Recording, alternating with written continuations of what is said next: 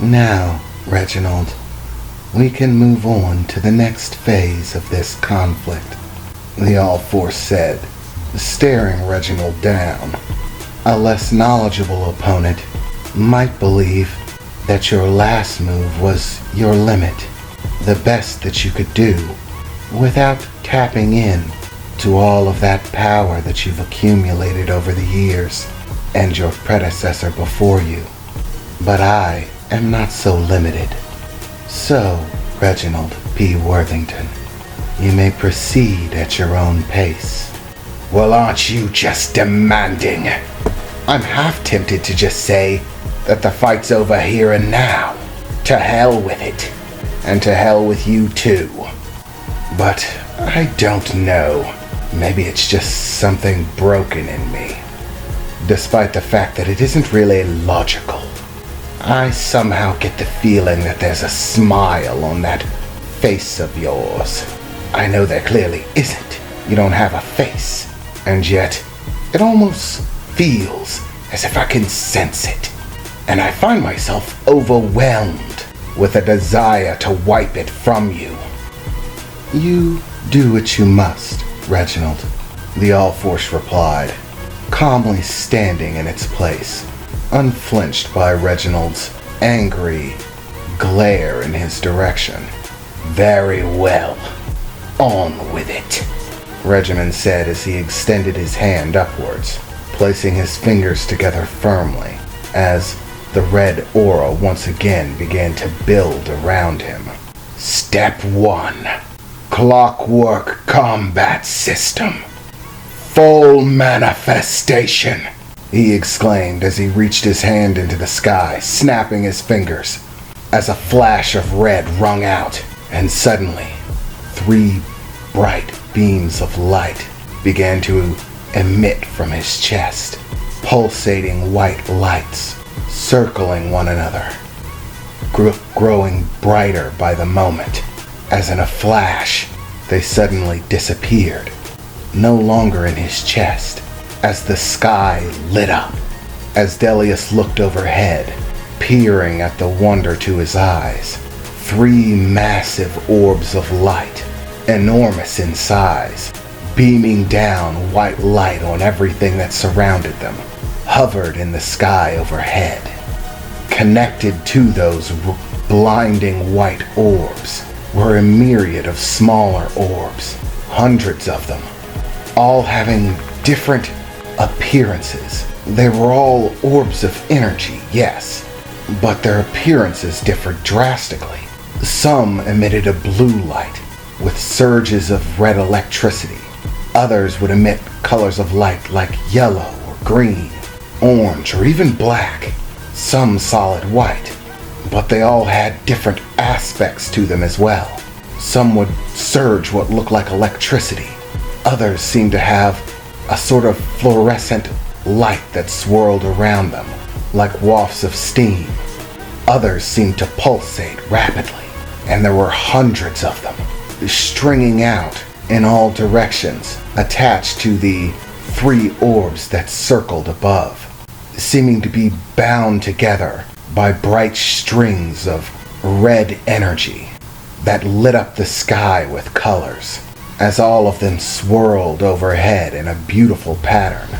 All of the tiny orbs strung from the large ones in large strings that seemed to flow around them.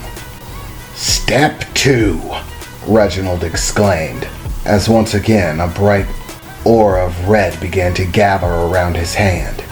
El Zemra, Felosama, Del Ricama, El Spada, he exclaimed as once again he snapped his fingers, and floating overhead, above the orbs which seemed to consume the skyline, a massive portal began to emerge.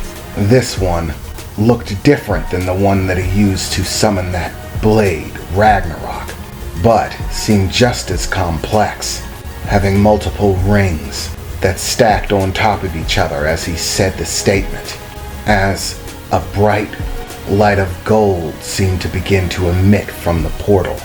As Delius's eyes adjusted, trying to get a look at it, it appeared to be a circular shape. Not spherical, it was flat, like a coin, simply much, much, much larger.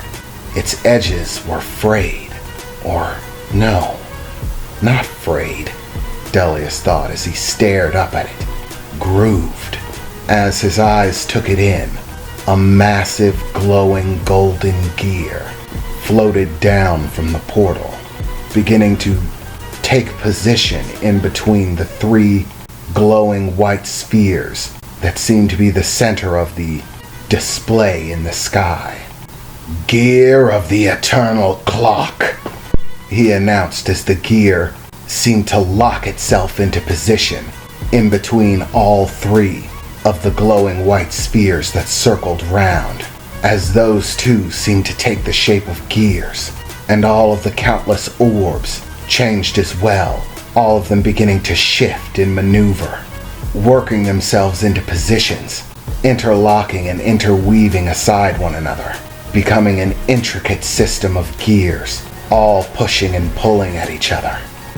As suddenly there was an explosion of light, as symmetrical rings began to form themselves, consuming the sky as far as anyone could see.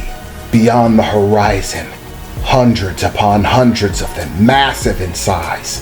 "Clockwork combat engine.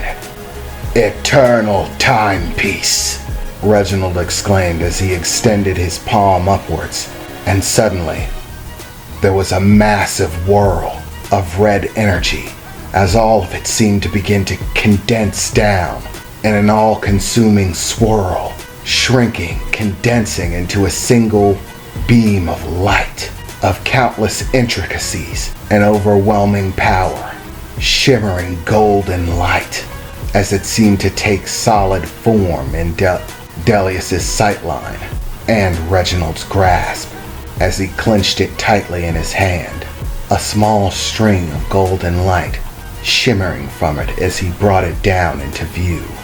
And it was a pocket watch. Just a small golden pocket watch. It seemed ornate in design, having engraving across the golden surface, but on the interior you could see the glowing energy of those countless moving gears working their way round inside as the surface closed itself to the face of a clock, a sheen of glass sealing itself over.